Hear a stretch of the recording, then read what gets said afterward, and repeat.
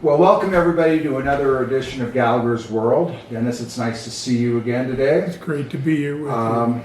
Today is April 20th, which is a historic day in this country's history for, other than the fact that it's 420, which means a lot to the cannabis constituents, and there's also some history here in Colorado with Columbine and some other things, but I want to get into a different kind of history. We always talk about the economic disparity in this country and the fact that that has historically been an issue, but especially in modern day where the top 10%, or really the top 1% or the 1/10 of 1%, seem to have so much, and the bottom rest of us seem to have so little. And we live in a time when that phrase, working poor, seems to take on a whole new kind of definition. And so I wanted to talk about the Ludlow Massacre, which occurred 107 years ago today and set off a whole string of changes in this country that tried to apply themselves to the economic disparity.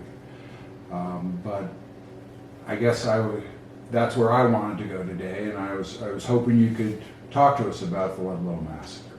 Sure. Well, Clay, I can't say I'm pleased to talk about the Ludlow Massacre. I'm saddened that we have to remember the Ludlow Massacre, which occurred on April 20th, 1914. And you're exactly right. At that time, the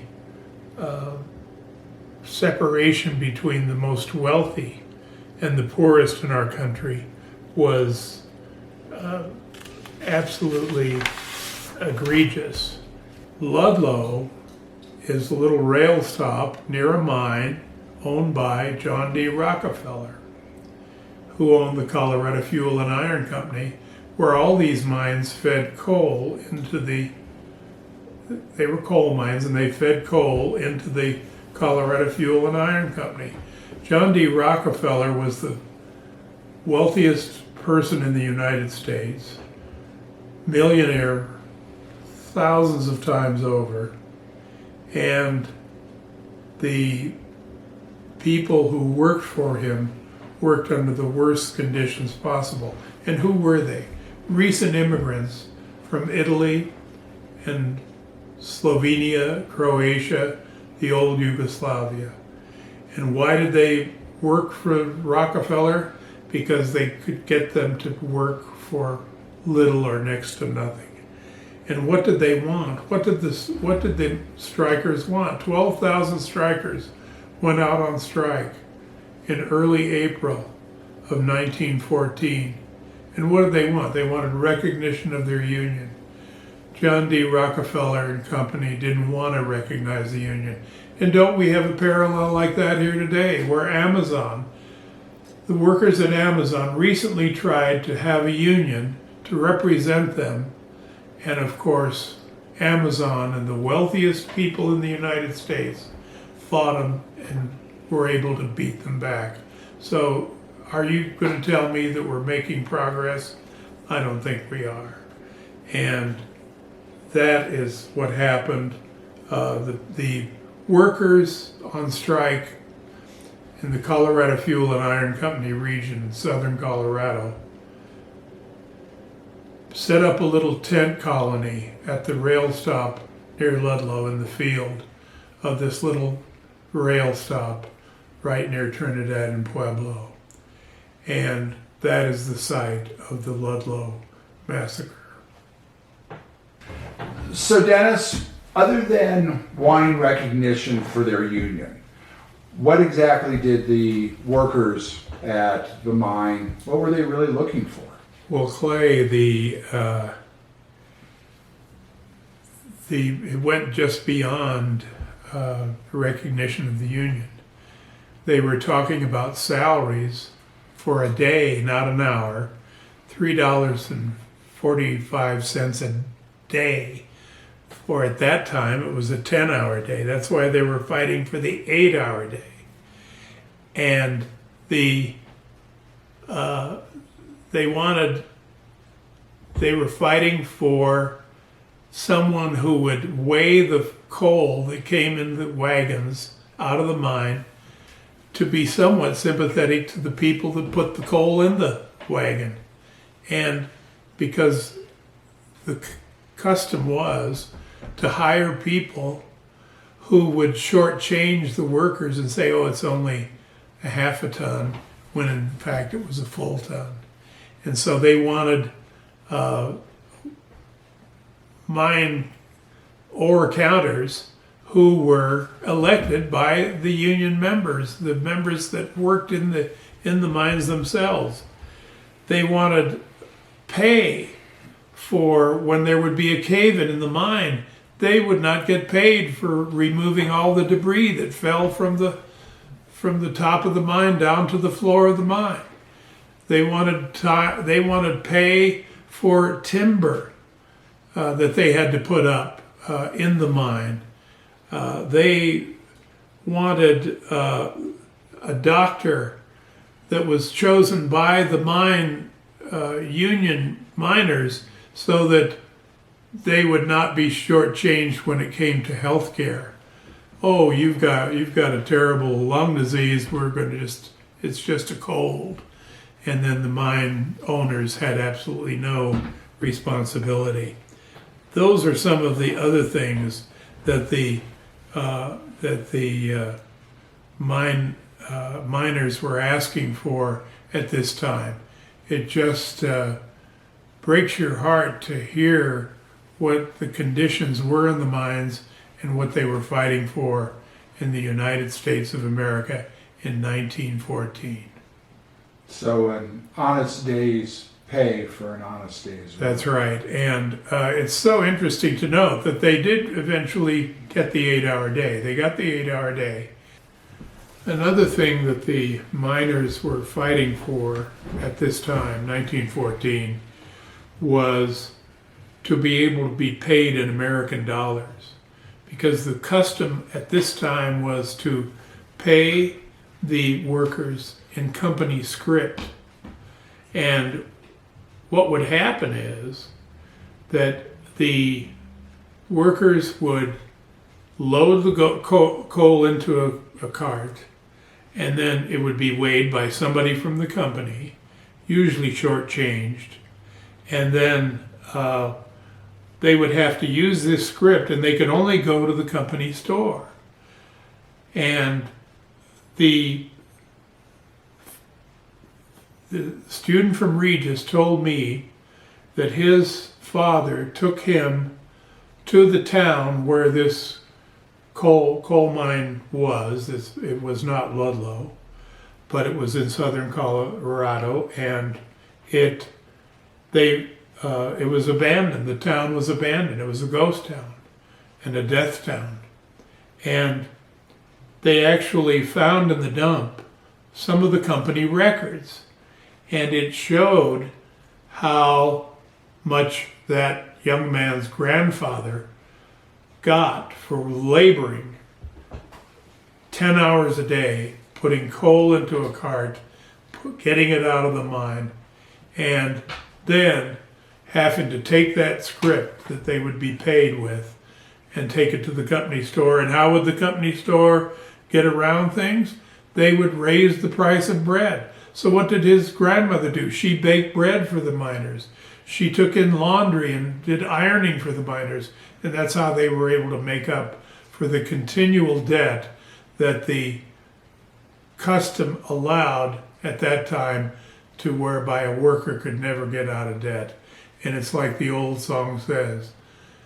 The old song says, what do you get when you work in the mine? You get another day older and deeper in debt. And that's exactly what happened in that place with that family. And that story resonates today. So Clay, what the workers did is they put up a little tent colony in a field near the rail stop in this little spot called Ludlow. and it had a little train station, and the train would go by. And they set up a little colony where the families lived. And what they did is, in order to, because they knew that the Colorado National Guard had its rifles and its machine guns, and they wanted to make sure that they could be protected from any attack that the Colorado National Guard, who were there, at first they thought they were there to protect the workers. They weren't, they were there to protect the mine owners. And they wanted, so they would dig little tunnels underneath the tents, and they dug one about 7 feet deep so that the women and children in the tent could get in this tunnel and avoid the gunfire. And let me just read to you a paragraph here from Hafan's History of Colorado, and it goes like this, and it describes what happened on this terrible day. And this is from Baron Bashore, whose son went to Regis, I might add, and he was from Pueblo, Colorado, and he wrote John Lawson's biography, and it's called Out of the Depths, which, as you know, the most favorite psalm of the miners is Out of the Depths, and that's from the Latin, of course, De profundis clamavi ad te Domini. Out of the depths I cry unto you, O Lord, because that's when the mine would cave in. That's the psalm they would turn to. And so listen to this, what happened at Ludlow, as described by Baron Bashore, who wrote the history of John Lawson, who was the labor leader in his book Out of the Depths. A cruel crossfire from machine guns and rifles slowly cut the colony to pieces. The miners kept up a steady return of fire in hopes of keeping the militia from approaching close enough for a charge. Hysterical women, screaming at the top of their voices, clutched their little ones tightly as they huddled in the underground cellars while explosive bullets burst in the streets and the tents. Hundreds of women and children cowered in the underground cellars through the long, terror-filled afternoon. Dogs and chickens lay dead in the colony streets. Here and there was a crumpled body. Shortly after 7 p.m., Lieutenant Linderfeld of the Colorado National Guard and a long line of militiamen rose from a protecting gully and charged through the colony, yelling madly. They reached the first tents. The soldier lit a torch and applied it to the dry canvas of the nearest tent. Flames shot skyward. Gunmen followed, and uniformed guardsmen came into the edge of the colony. Torches were applied to other tents as looters ran from them, carrying such valuables as they could. This is the Ludlow Massacre. And I checked the names, listened to the names and ages of some of the kids who were killed. John Bartolotti, 45. Fidelia Costa, 7, age 7. Lucy Costa, 4 years old. Frank Rubino, 23 years old. Patria Valdez, 7. Eulalia Valdez, 3 months old. Joe Petrucci, 4 years old. And Frank Petrucci, 6 months old. William Snyder, 11 years old. Roger Pedragone, 6 years old. And Clovia Pedragone, 4 years old. These are the ages of some of the children who died at Ludlow and today whom people don't remember. So I wanted to say those names so that people would actually remember the people who died in this terrible massacre. So Dennis, I want to make sure that we clarify this for the people who are watching. As happened quite often during this period of time in American history. When industrialists had issues with their labor force, they would reach out to the government to protect them and to protect their money. And that's why somebody like the richest man in America at that point in time, John D. Rockefeller, was able to reach out to the governor of Colorado and have him activate the National Guard. And bringing in what we would refer to in today's language as a bunch of thugs, the Pinkertons, and these private detective agencies that were there to break strikes and to basically field an army. That's how this came to be, and why this was not that particularly unusual during this terrible time in America's history. Yes, that was the other parallel that is so clear today, is that the people that are supposed to be there to protect the average citizen are there to protect the special interest. And that's exactly what we see all across the land, especially in the environmental issues of highways going through neighborhoods where low-income ethnic minorities are impacted very severely health-wise. And this is exactly what happened here. The National Guard was there not for the benefit of the people, to be a neutral protection for the miners and the mine owners, but indeed to be there only for the mine owners. Because what would happen then is, if somebody died, if a miner died, they would just hire some new immigrants to work in their mine, and they could then try to pit them against each other. And that's exactly what happened. They loved the fact that a lot of the people couldn't speak English. So they would pit Italian speakers against Slovenian speakers and try to work them off against each other. And that's what happened in this case as well. It's an interesting parallel to today, where the life of immigrants has very little value. And the idea that if somebody dies at the border crossing across from Mexico, that it's just not that big a deal, that it just doesn't have that much worth, and there's always more where that came from.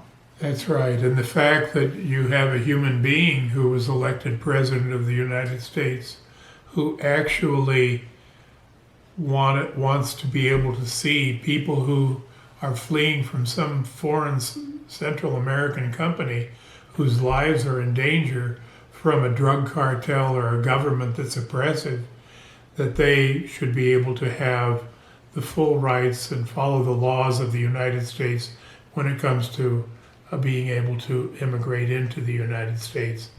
And this is what we're seeing today. It was repeated again in Ludlow. It's repeated throughout history in the United States, where the people that are there supposed to protect both sides are there for the powerful and the wealthy. After the initial violence at Ludlow, where children were killed in the tent colony, burned, incinerated by the conduct of the National Guard, who poured kerosene on the tents, went on for 10 days. And every city in the nation had, of any consequence, had protests.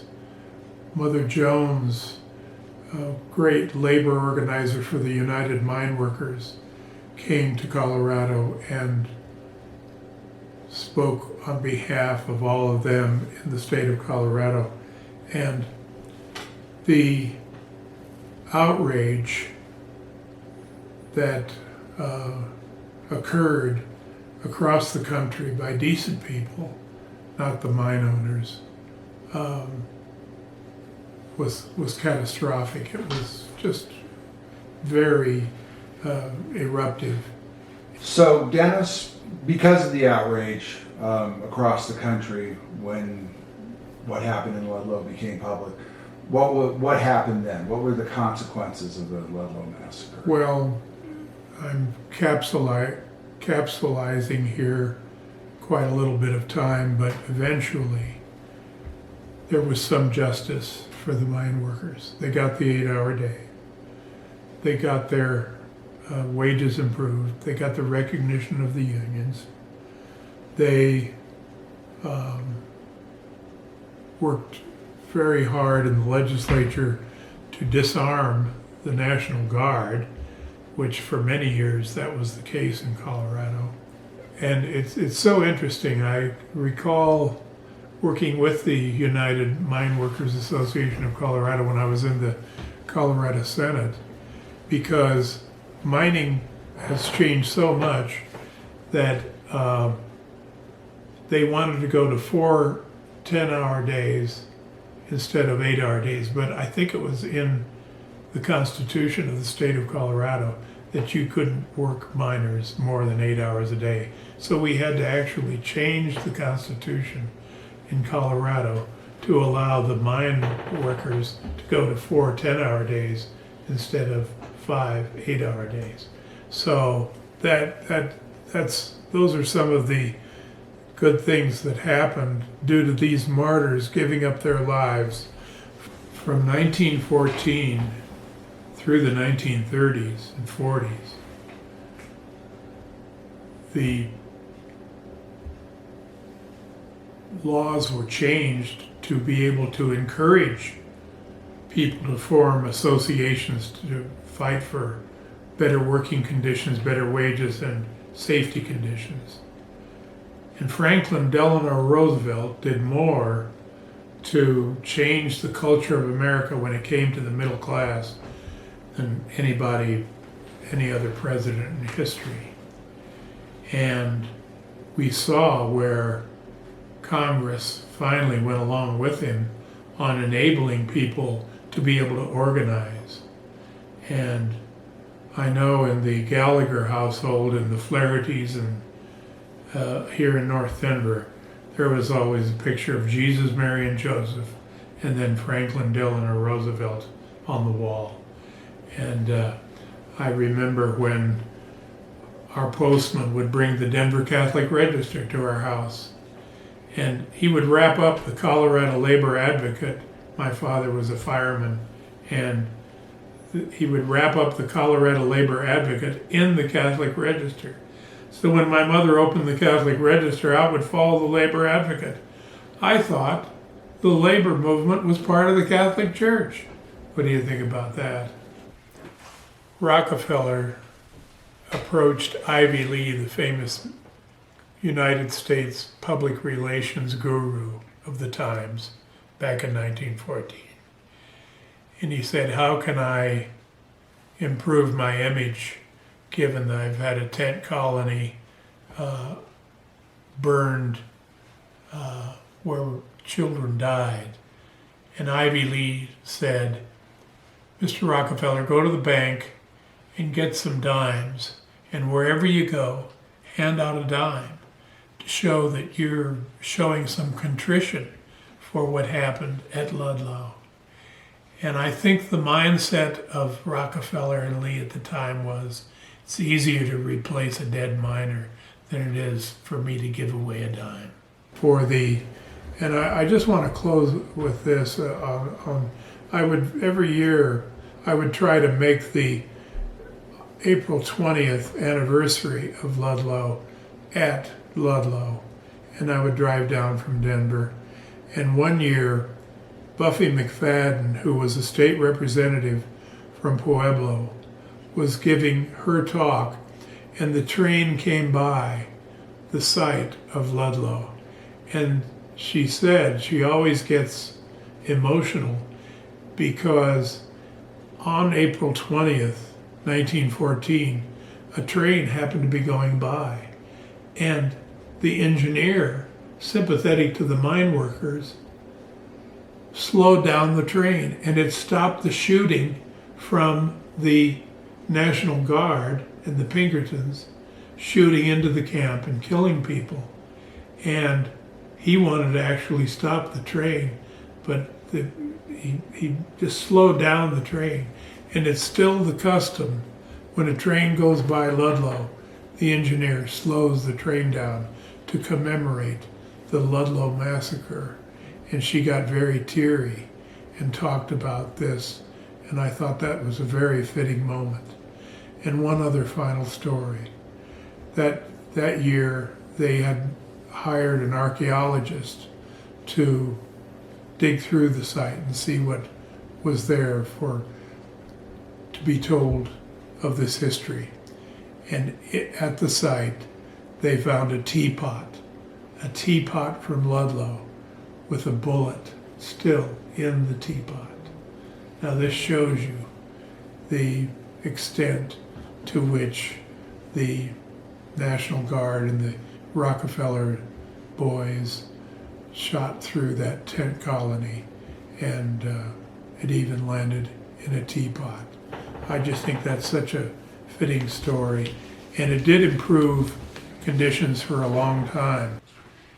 But then eventually the powers that be got to be in charge again, and we were almost a right-to-work state in Colorado. Unions are frowned upon. Oh, we don't need unions. You can just speak for yourself. And that's the message of Ludlow. Ludlow is that working people in America have to organize. Remember what Joe Ale said in Utah when they were going to shoot him for a crime of some sort, the great labor organizer. He said, "Don't mourn for me, organize." And that's my message on this anniversary of Ludlow. The working people have to get together. It can't be pitted against each other just based on religion or nationality or status. They've got to get together and unionize and protect themselves in the workplace, as we are seeing across the country today. Dennis, people say that you're a historian, and I guess history repeats itself, doesn't it? Clay, it's repeating itself shockingly to me, who worships history. And in 1914 we had the Carnegies, the Mellons, the Rockefellers. Today we've got the Bezoses and the Musks and the Gateses and all that crowd. Did you know that Jeff Bezos and Elon Musk made over $217 billion during the pandemic? And did you also know, and I want you to remember this when you fill out your tax forms belatedly to the federal government, that they paid not one dime in tax dollars to the United States government. And you remember that when you pay your federal income tax to the federal government this year.